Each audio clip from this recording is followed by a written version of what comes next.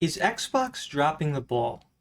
Well, I was looking on the internet and I saw that the CEO of Xbox, Phil Spencer, said that after the release of Starfield, they're going to consider releasing The Elder Scrolls 6 on multiple platforms. And when I saw that, it made me think about the state of Xbox as a whole.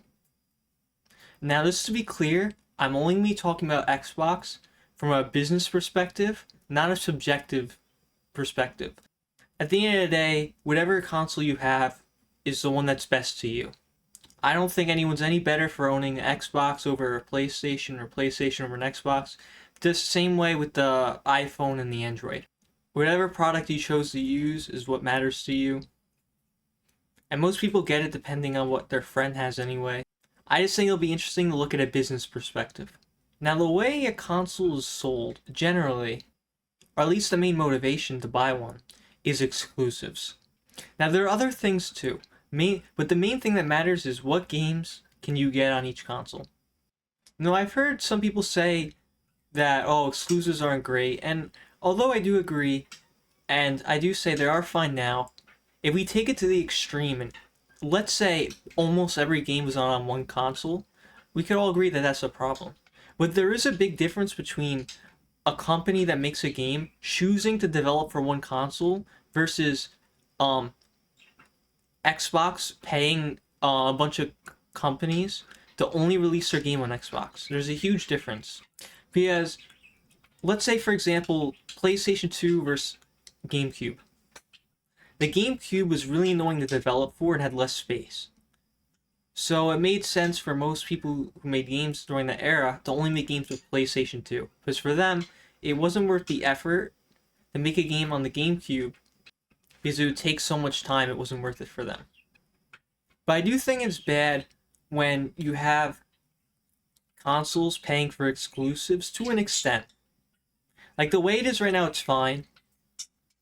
I could potentially see the government getting involved if it gets to an extreme, which I think the government probably will if it does get to that point. But as of right now, it's fine. But competition for consoles is good because it drives the console makers to actually make more powerful hardware. Although this generation has been kind of weird because games take longer to make. So I'm not sure if having a generation last 7 years is sustainable. Maybe it'll have to last a little longer, but I don't know. With that being said, comparing the current generation of PS5 to Xbox Series X, the main reason to buy PlayStation, other than your friend having it, is the exclusives.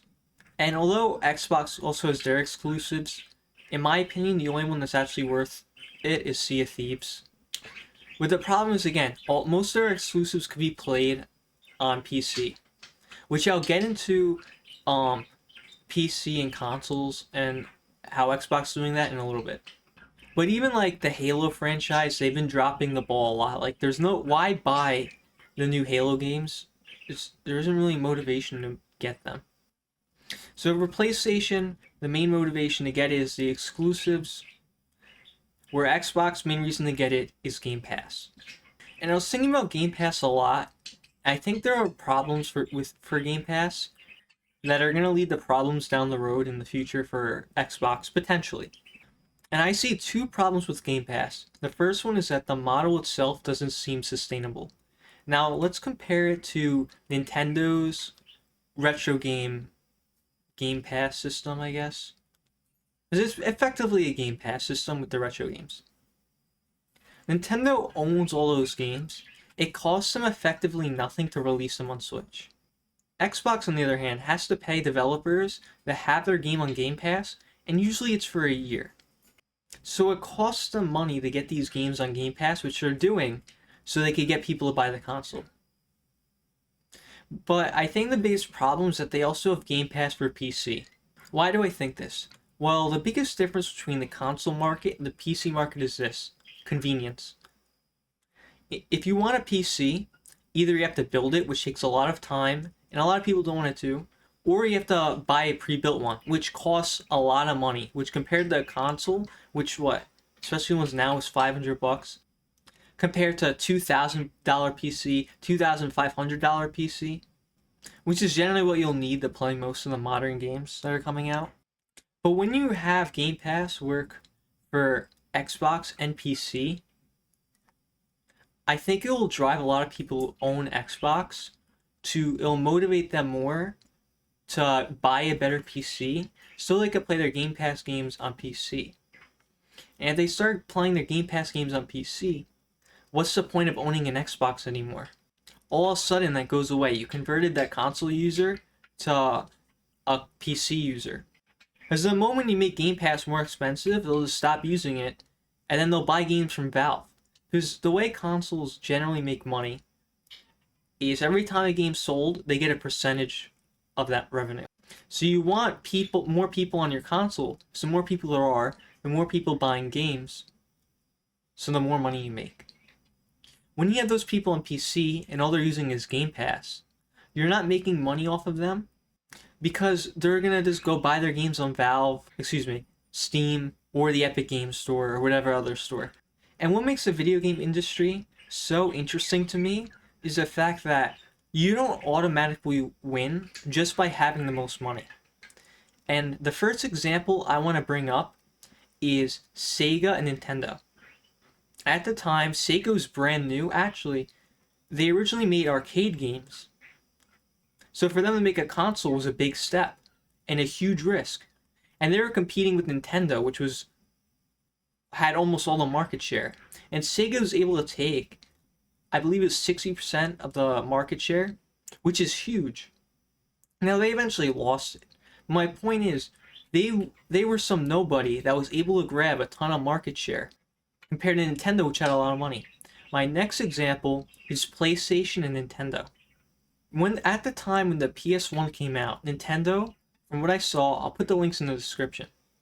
Nintendo was almost a $500 million company, where Sony, before they made consoles, was about a $27 million company.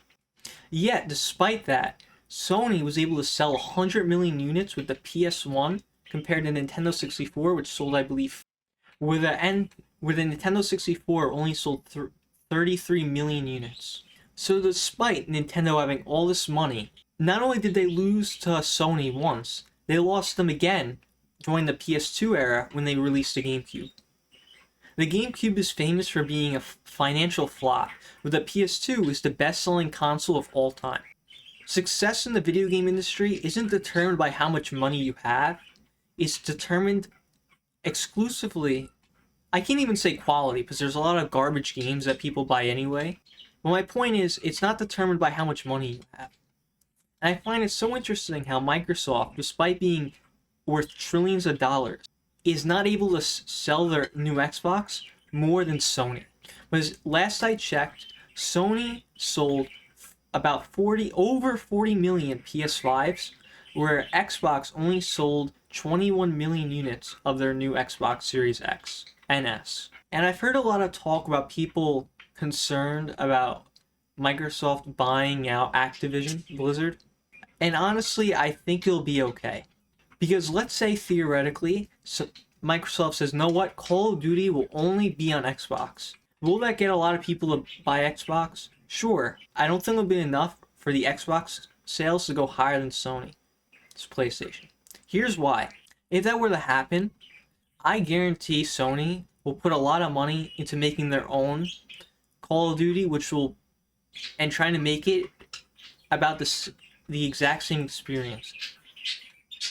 And if they put it on PC, then all of a sudden, there will be more players playing that game, generally, assuming that's the case, just because more people own a PS5. But my point of saying that is, I'm not really worried. And the fact that the Xbox CEO is considering releasing Elder Scrolls 6 on PlayStation makes me feel okay about the way things are going. But my final note I want to add is, how crazy is it that Xbox is the underdog, but Xbox is owned by Microsoft, which is a $1 trillion company, and they're the underdog? Isn't that crazy? I find that so crazy. And again, the stuff I cited, I'll link in the description so you could check it out for yourself. And that's it. Goodbye.